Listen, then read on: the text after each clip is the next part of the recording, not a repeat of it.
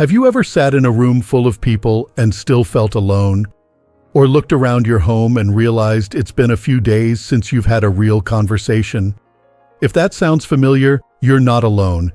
Truly, you're not. Because even though many of us imagine loneliness only happens to people living by themselves, the truth is, after 70, loneliness can sneak in even when you're not physically alone. It's a quiet feeling. It lingers in the spaces between phone calls that don't come, between routines that have faded, or in the long afternoons when you wonder if anyone really notices that you're still here. And that's okay to admit. It doesn't mean you're weak or needy. It just means you're human. Because connection isn't about how many people are around you. It's about how seen and valued you feel. That's why today, I want to share something special with you. Not a list of chores or overwhelming life changes, but 5 small, doable shifts you can try that may gently bring more connection, comfort, and purpose into your days. Let's talk heart to heart. This stage of life can be beautiful, but it also comes with challenges that younger people don't always understand. Children have grown up and moved out, friends may have passed on or moved away, and those full calendars we once juggled now sit empty. Even the phone seems quieter these days. But here's the good news. You can still shape your days in a way that fills the emptiness, even just a little at a time. Let's start with something simple but surprisingly powerful, creating a daily routine with structure. I know routine might not sound exciting, but hear me out. One of the most overlooked reasons people feel lonely after retirement is not just because certain people are missing from their lives, but because certain roles are missing too. You're no longer getting up for work, planning meals for a full table, or shuttling kids to school.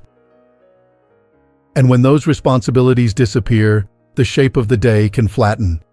Time stretches out, and before you know it, it's dinner and you've barely spoken a word.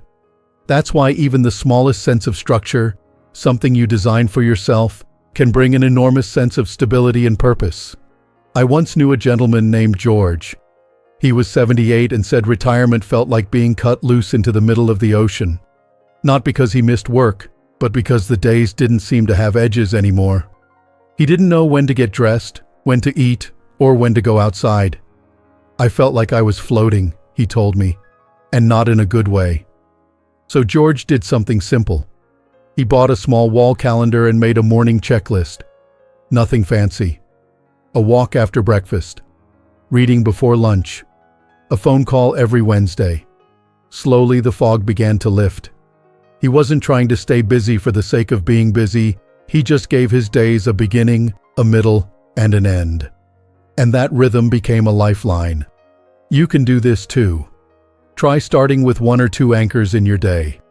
Maybe you open the curtains and water the plants right after waking up. Maybe you make a cup of tea and sit by the window at the same time every afternoon. Maybe you choose a specific day for errands or calls.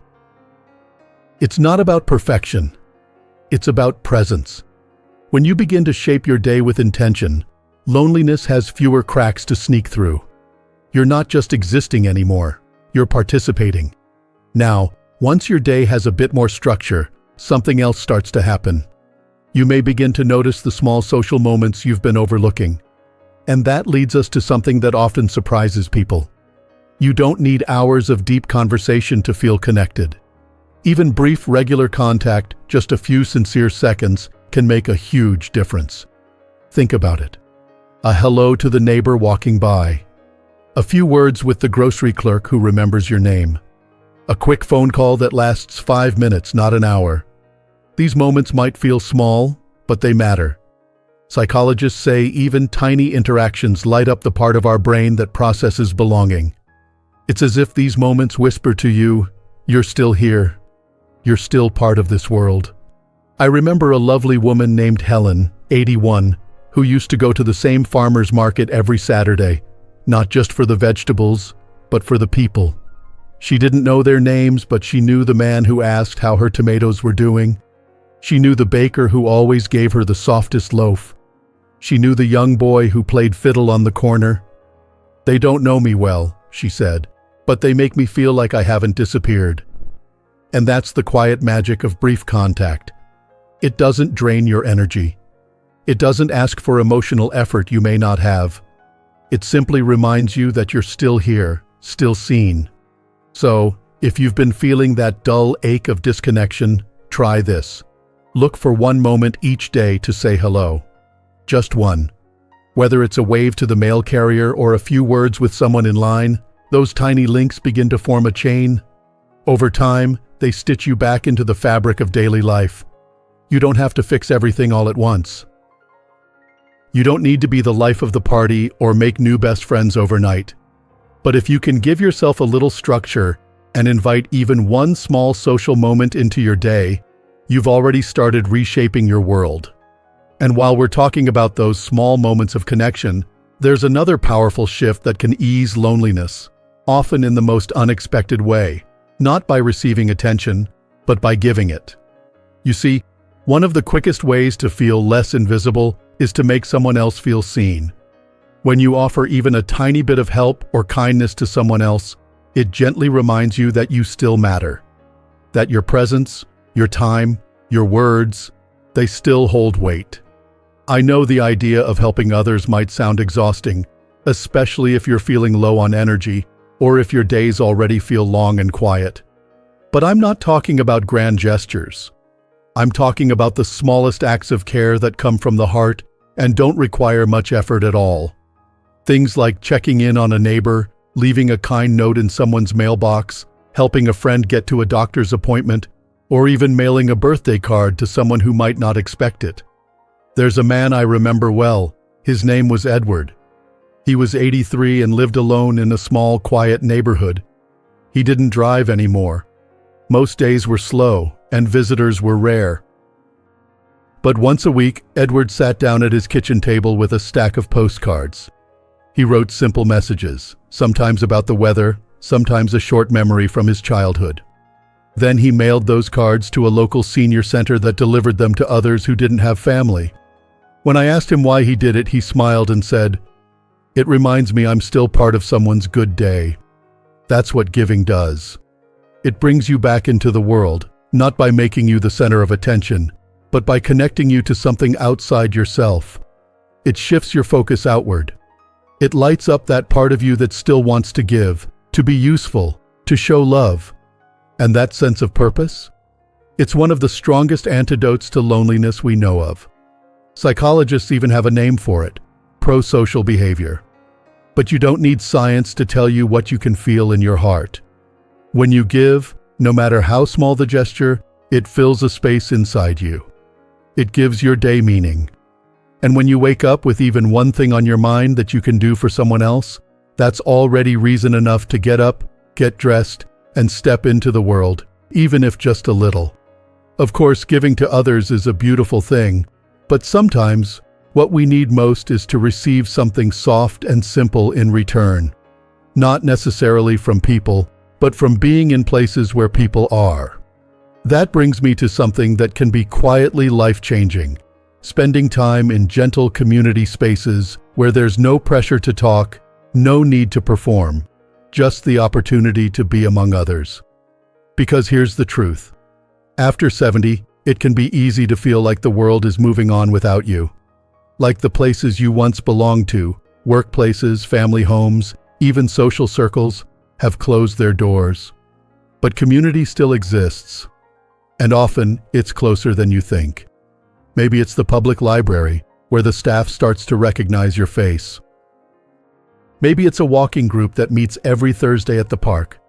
Maybe it's your local senior center that hosts coffee mornings, art classes, or puzzle clubs. You don't have to attend every week or stay for hours. You don't even have to say much. Just being there is enough. I think about a man named Arthur, who I met at a community center one winter. He was 80, quiet, didn't like small talk, and told me straight away he wasn't the social type. But he started going to a weekly puzzle group. Nothing fancy.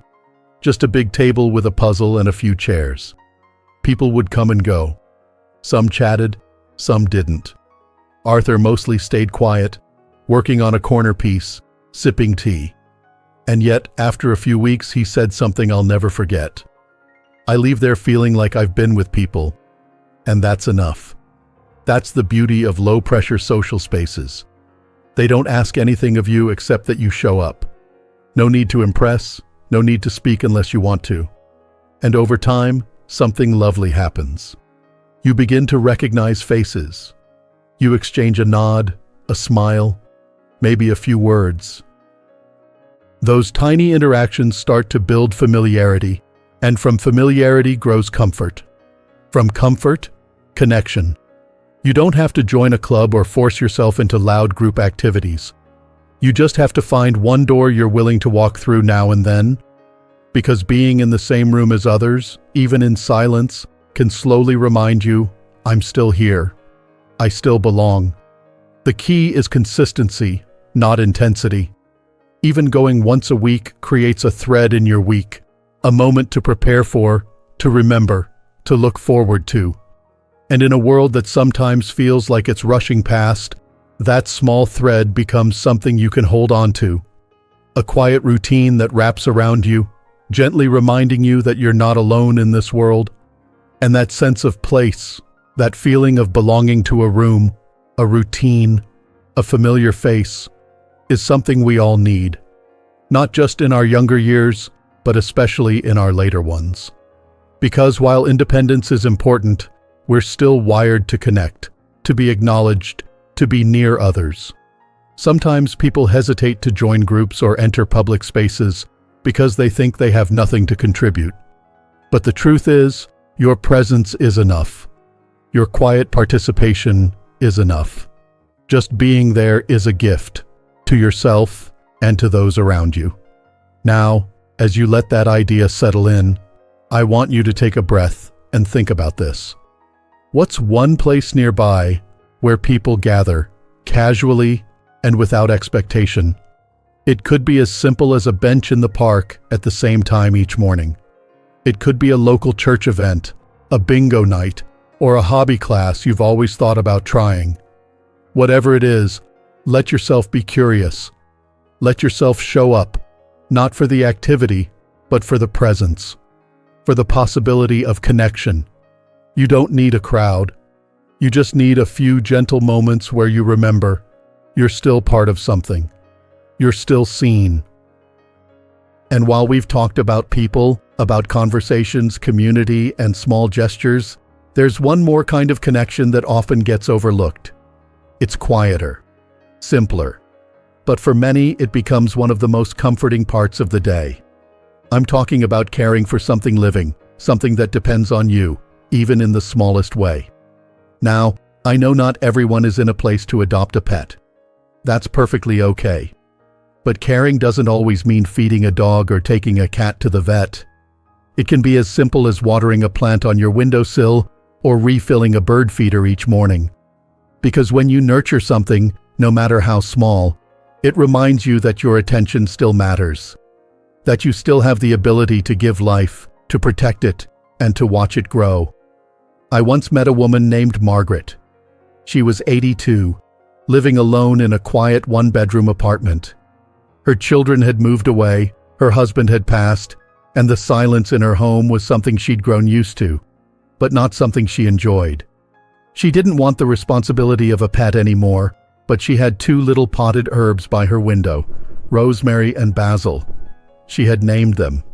She talked to them. Every morning she checked their leaves, turned them toward the sun, made sure they had water. "They don't talk back," she said to me once with a smile, "but they greet me in their own way. They need me, and that's enough." And truly, that is enough. Because loneliness isn't always about physical company.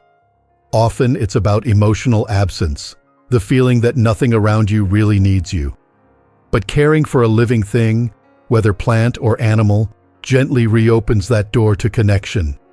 It says, you still have something to give. Your hands still bring warmth. Your presence still makes a difference. In fact, studies show that caring for a plant or a small pet can reduce stress, lower blood pressure, and bring a sense of rhythm and peace to your daily life.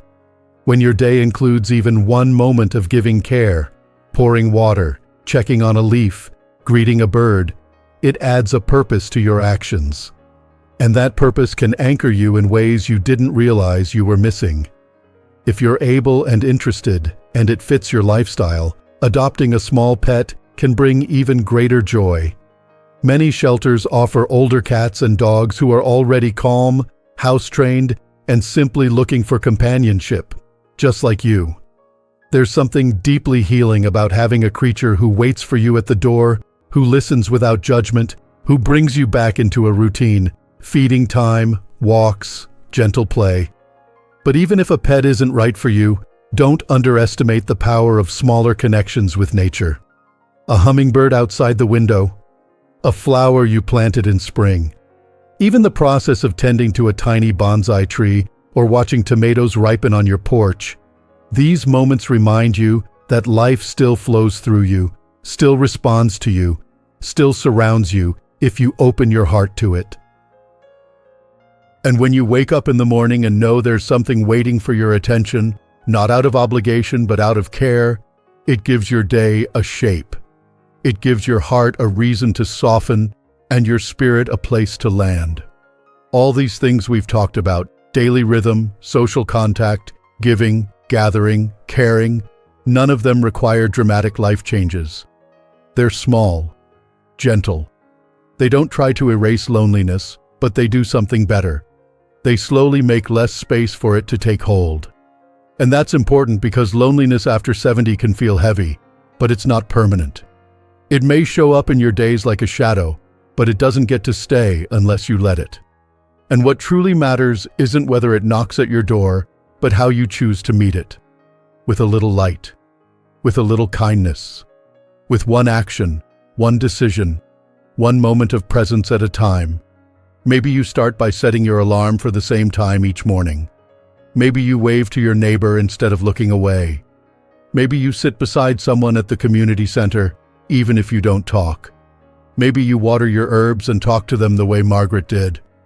And if all you do today is take one step toward connection, toward yourself, toward another, toward something alive, then that is a beautiful, powerful choice. Because every time you choose connection over withdrawal, you reclaim a piece of yourself. You remind the world and your own heart that you are still here, still growing, still deserving of joy, peace, and belonging. So if you're watching this and something we've said sparked even a flicker inside you, I hope you'll try it. Not all at once, not perfectly, just one small thing. Let that be enough. And as you go about your day, remember this. You are not behind. You are not forgotten. You are not alone in feeling alone. So many others carry that same quiet ache, and so many are also reaching just like you for a way to feel more rooted, more visible, more loved. You have more to offer than you think. Your story still matters. Your presence still makes a difference. So thank you for being here with me today. If something in this video spoke to you, I would love to hear about it in the comments below. Share what you're feeling. Share something you've tried. Or just let us know you're here, that you're listening, that you're part of this space. Your words help others more than you know. And if this video brought you a moment of peace or encouragement, please give it a thumbs up. Consider subscribing and turning on the little bell icon so you'll know when more videos like this are posted.